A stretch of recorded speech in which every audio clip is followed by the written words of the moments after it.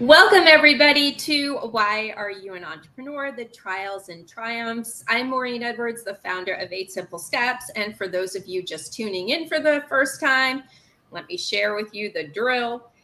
This is where I bring you rock star entrepreneurs every single Thursday at 5 p.m. Eastern Daylight Time or Eastern Standard Time. And we just have a conversation about what entrepreneurship is all about, giving you some words of wisdom, some best practices, and letting you know you're not alone in this very difficult journey. I say it every single week. My rock star this week is Catherine Inniss. She is a broker and the owner of her own real estate group called NorthStar. So, welcome, Catherine. Nice to meet you. Thank you, Miss Maureen. Thanks for having me. Absolutely. So, one of the things that caught my eye is that you have been an entrepreneur for 23 years. And Yes, so ma'am. this is one of those things where, I have people from all different stages, but when I see somebody almost like over 2 decades, I have to ask them, why do you keep doing this? Because it isn't easy, Not you at know? all. So, Not at why are you all. an entrepreneur? Share with the group. Oh man, the simplest and best way to describe why I'm an entrepreneur is that I literally don't like being told what to do. I don't like it. Once I left my mom's house, I was like, enough with anybody telling me what to do. And so that's it. That is I will wake up every day to make myself money and tell myself what I need to do, than having to get up, and go do that for someone else. So that's the motivating factor of why I do what I do. Well, I love the fact that you want to take control of your destiny, not somebody else doing that. But you're probably not in the mood to make everybody else rich with your hard work. That's what I say. What Yeah. you might is if you're going to work this hard, you might as well work for Work yourself. for yourself. That is the But that, motto. That is yeah, the motto.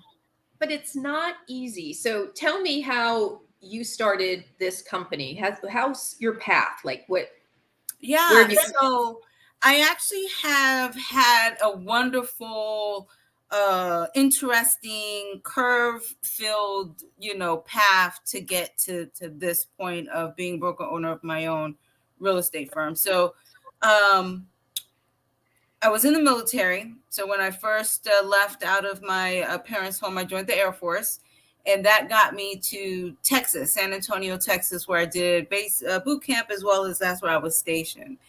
And that's when I really learned the hard way that I do not like people telling me what to do. It's like, wait a minute, you went into something where they're all telling you what you can eat, what you That can dress. was Now set I off know. early, learn early. This is not who you want to do on your day to day. God bless the military, of course.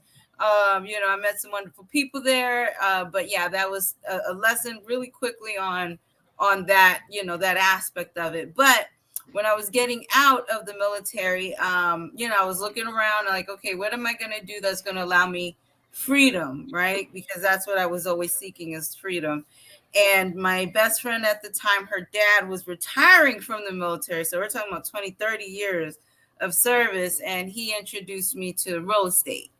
And that literally is where I found the freedom that I was looking for, but also the capacity to basically design my own destiny. And so that started the path. And there's been turbulations. My son was born when the market was crashing in '07 and '08. So I did have to go back and work. But again, it taught me, it like recentered my mind, like, you know what? We don't want to be told what to do, 30-minute lunches and all that. So I was able to get back on my path. But I was an employee for a few years after the market crashed and before I found myself again. You got to do what you got to do, right? And what I call Absolutely. these is people will call them side hustles. I just call them exit strategies. Or the job was really the side hustle until it could turn around. And Absolutely. your mindset is so different when you got to take a job and you know what, this is kind of like a hobby because I know I'm not staying. Here's my time, and I'm skedaddling out of there. So it's like we can Absolutely. spend a couple years doing that, knowing it's not forever, wait till things turned around. Yeah. What has been, well, I'm imagining that's been your greatest challenge in real estate. But is there something else that sticks out that has been very challenging owning your company? I think that period of 07 plus, I think until not that, maybe 2010ish, in that range when I was working, it pushed me though. It really did. So during that time, I got my my master's in my master's in business administration, my MBA.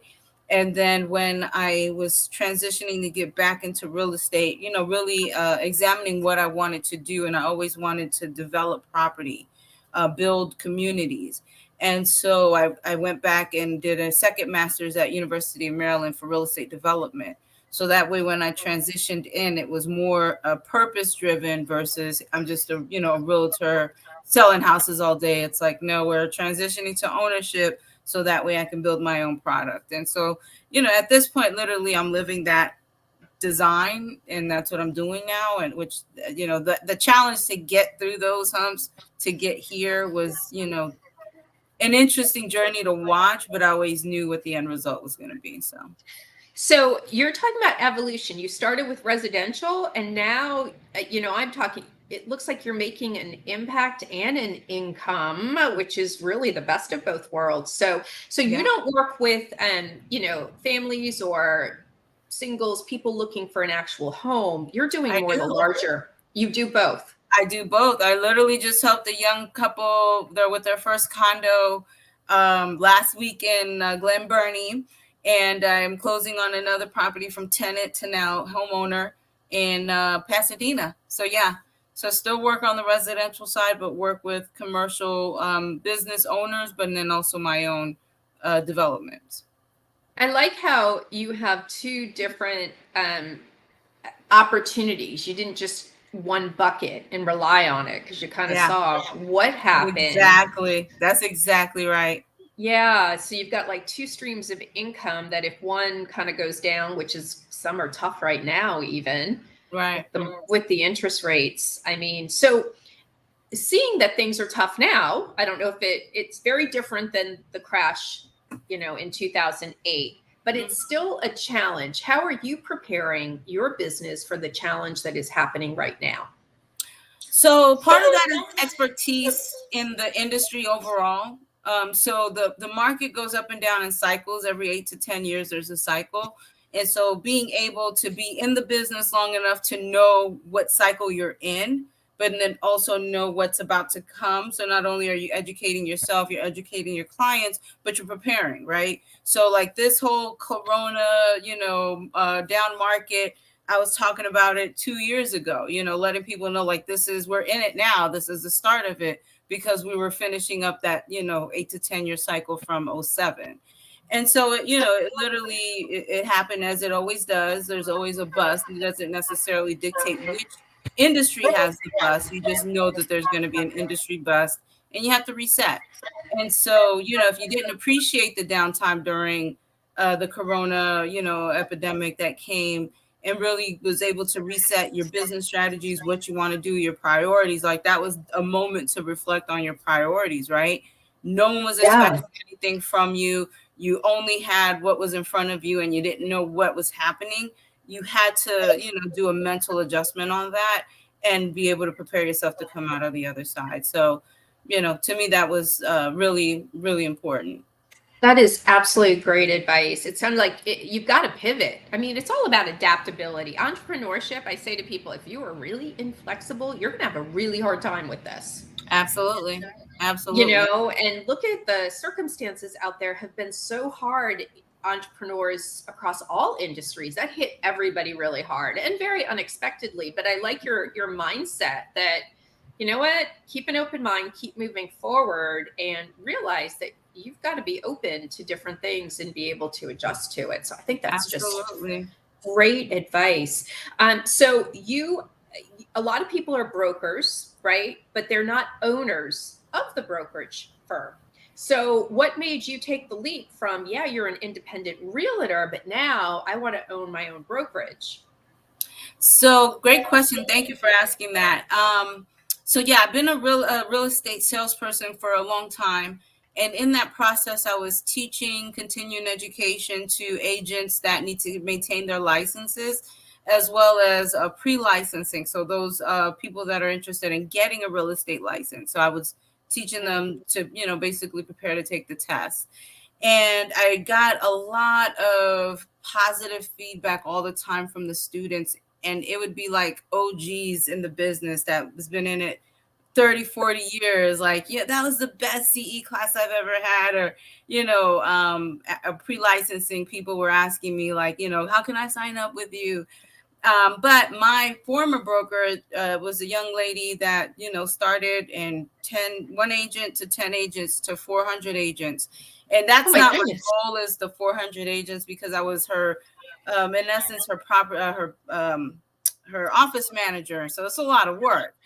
But it was definitely a vision of saying, you know what, you can do this, and you're able to. And so the expertise that I've gained and the knowledge that I've gained, throughout these years, being able to just kind of do it on my own terms and how I want to, the marketing, what I do, and not have to answer to anyone, really was like, she sold her business. Actually, that was the point of that. She sold her business.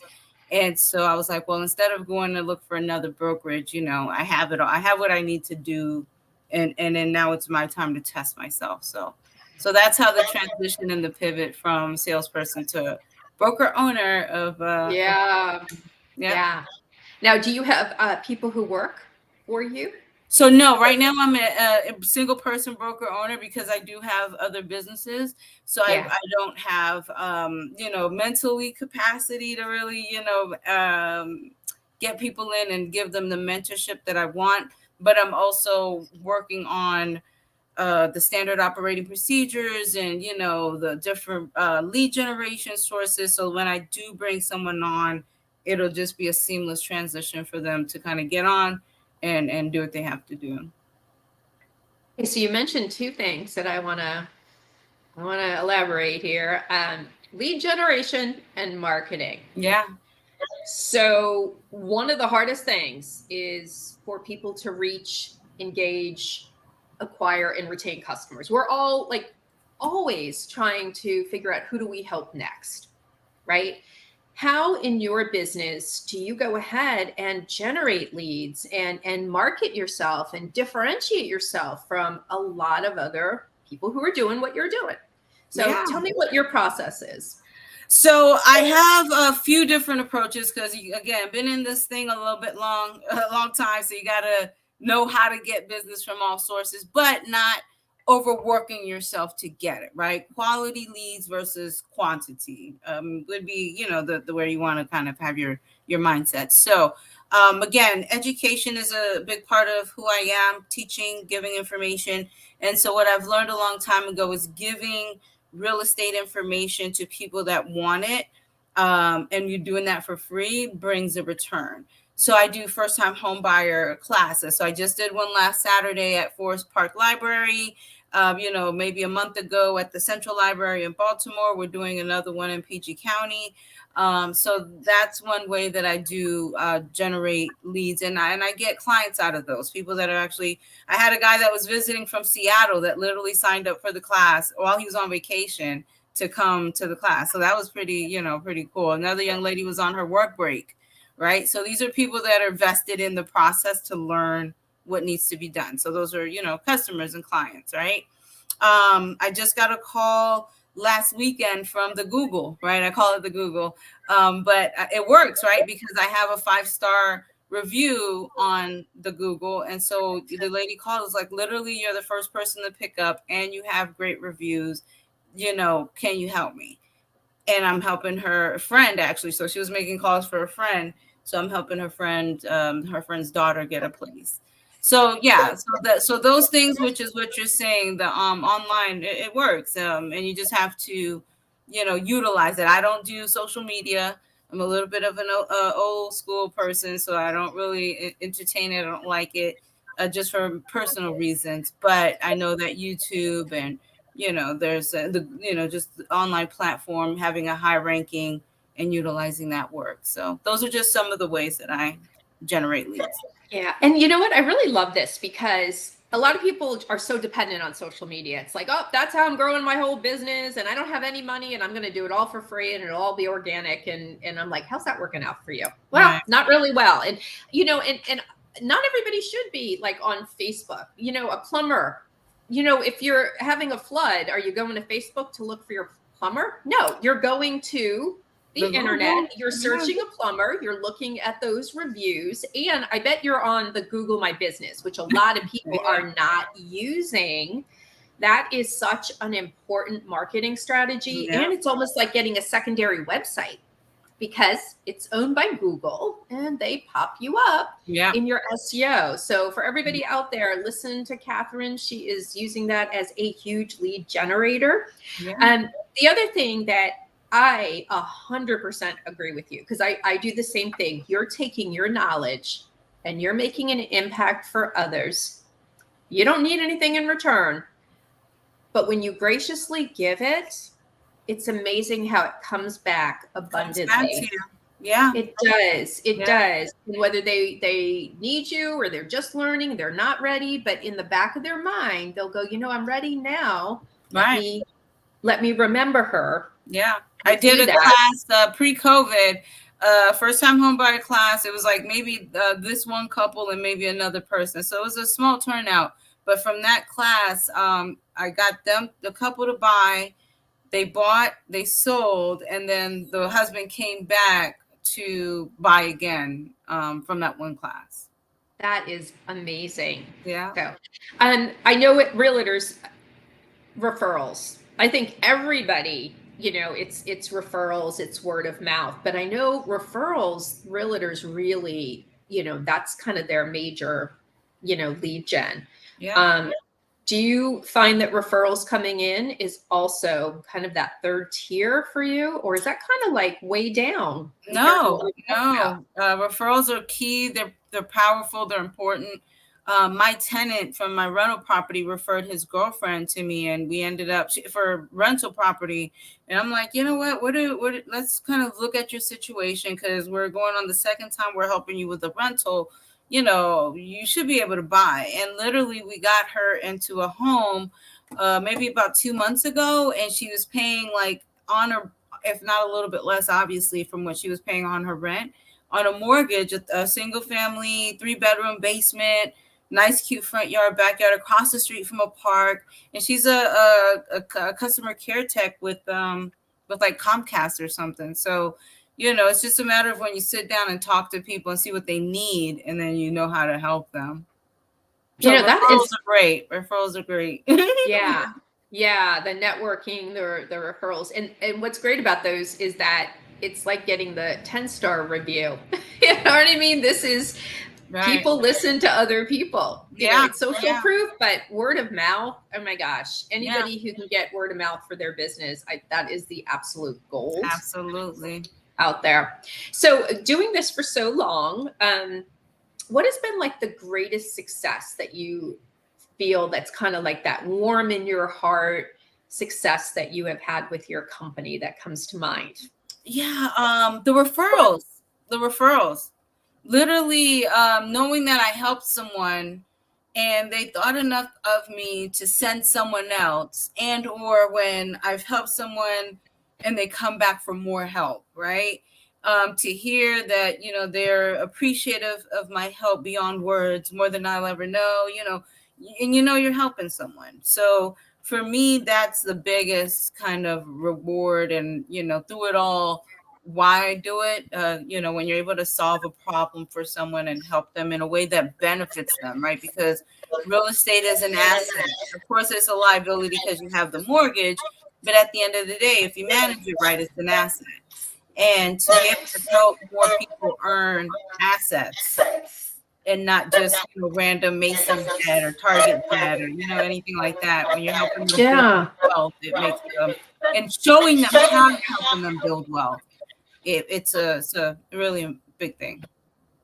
You know, I really like this, Catherine, because you're not just selling a home. It's like you're financially like a financial advisor and letting them see the investment short term, but long term. And I mean, it's a fact that people who own homes build more wealth than those who don't. So I love how you got the renter.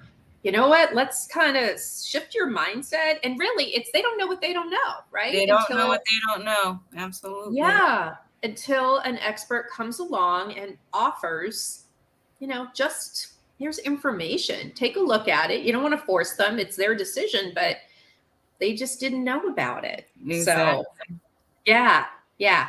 So, tell me what you do for fun. I'm going to get on personal stuff. I know. No, totally okay. The number one is when I'm able, and when my son's busy schedule allows, is hanging out with him. So we'll do trips and go, do fun things. So Chicago Bears, go to the Chicago for a game. I was telling you before we started, took him to California to go to UCLA to see the campus, Deep Creek for Thanksgiving to, go to the lake and hang out. So like, that's my number one favorite thing. We play, games and stuff like that. It's my only baby. So, try to keep him as close as long as possible. He's almost out of here. Yeah. But outside of that, because I do work so hard, I acknowledge that I work really hard. I veg out and I'll like find a show that I can binge on. And then like, I'll do that for 3 days and, just like not think about anything. So those are like, and then the beach is my all-time favorite. So anything beach related, I'm there. But those are my kind of relaxing things that I like to do.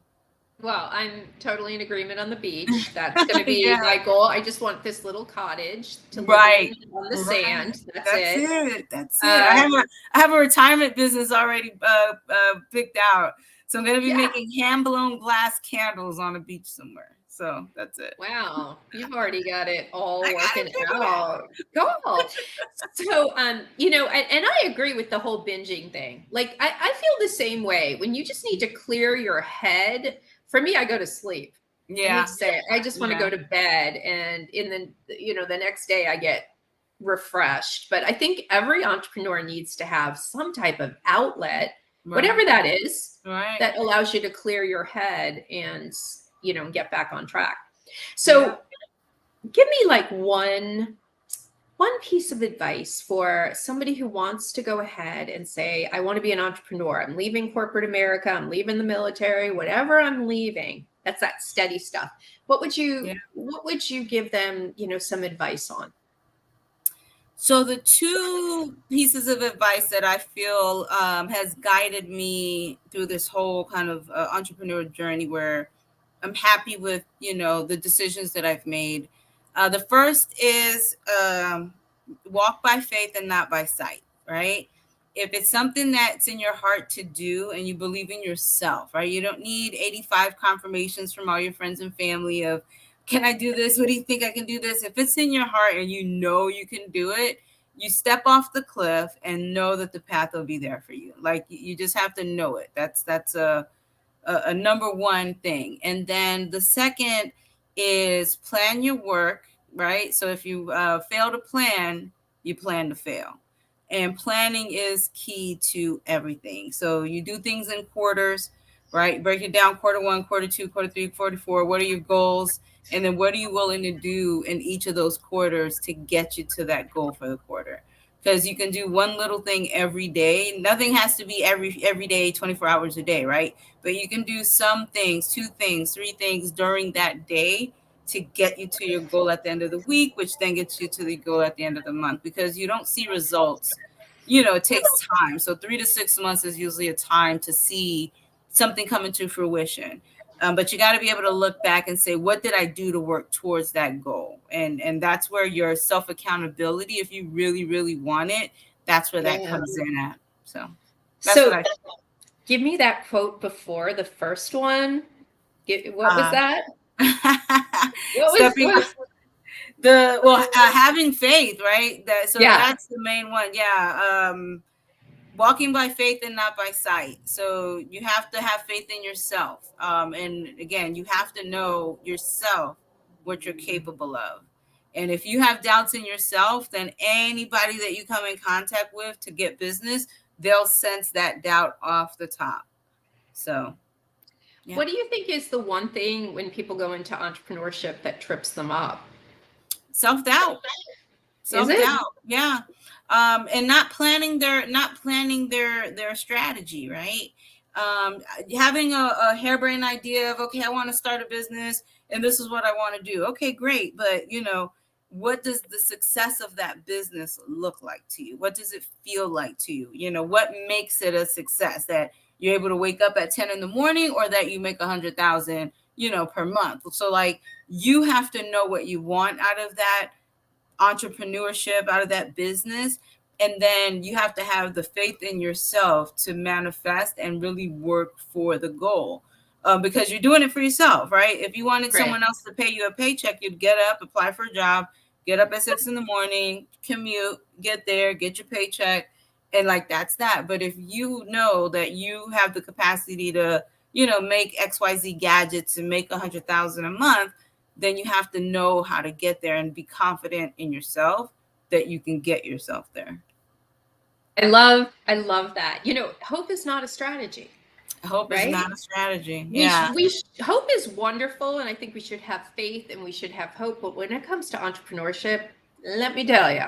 Yeah, you got to have a plan. You got to have a plan. Absolutely. Yeah. Fail to plan to fail. So tell me what makes you different than other realtors, because you have a lot of competition. Yeah. Right? You got a lot of competition out there. Why should people choose you, Catherine, and not somebody else? Yeah. So first and foremost, I come with experience and expertise in my field.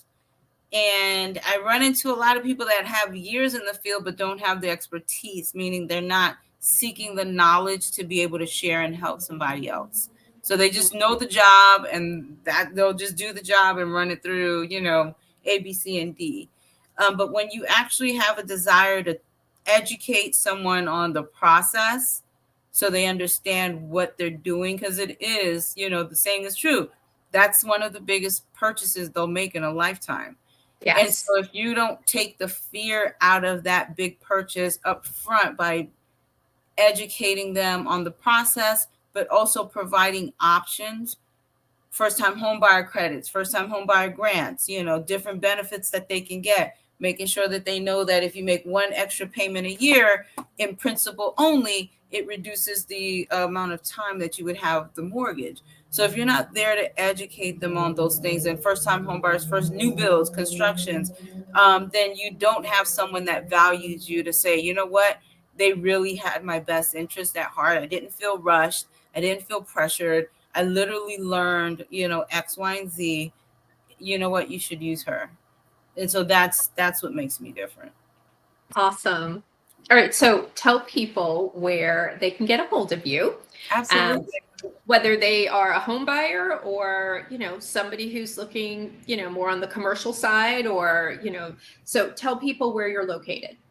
Absolutely. So I am a broker owner of NorthStar Realty Group. So we work with residential clients, first-time home buyers, people that are selling their property to either upgrade or relocate, renters as well on the residential side, and landlords that need to lease. If you want to have someone that could basically take a client and qualify them and get them into your property, that's something that I do as well as commercial real estate. So I love working with business owners that are either purchasing a new space for their business instead of leasing, right? If you own, you have a lot of benefits and tax credits that you can get. But also anyone that's looking to rent, if you do need to, a lease space. And then development projects. So anybody that's interested in building multifamilies or mixed-use properties, helping them through that process. So those are so basically the lifespan of the real estate transaction. I'm able to help someone no matter where they're at. And so how do they Maryland and DC? Okay, so how do they get a hold of you? Do you have a website? Yeah. Okay, what's your website? My website is mynorthstarrealtygroup.com. My phone number is 240-421-7027. And my email address is super easy. It's my first name, Catherine, with a period, and then my last name, INNISS @gmail.com. And I'm really great with emails, follow-ups, text messages, and phone calls, as long as it's not scam only, because that one gets a little bit tiring to answer. Well, thank you so much, Catherine. You have just Thank dropped you. some amazing words of wisdom today, and I hope everybody has picked up some best practices from Catherine. And if you need a realtor, I think you should seek her out right here in the Maryland, DC 5-star area. review. So sit tight for 1 second. I want to say thank you, everybody, for tuning in tonight. If you're watching the replay, again, please join us on Thursdays at 5 p.m. Eastern Standard Time / Eastern Daylight Time. I'm Maureen Edwards. If you need somebody to take the hard out of converting customers so you can have a sustainable business, let's have a conversation. Because if you're doing lots of marketing and you're still not converting, you don't have a marketing problem, got a messaging problem. So let's get that taken care of. All right, everybody, we're out, and I will see you next week with another rock star.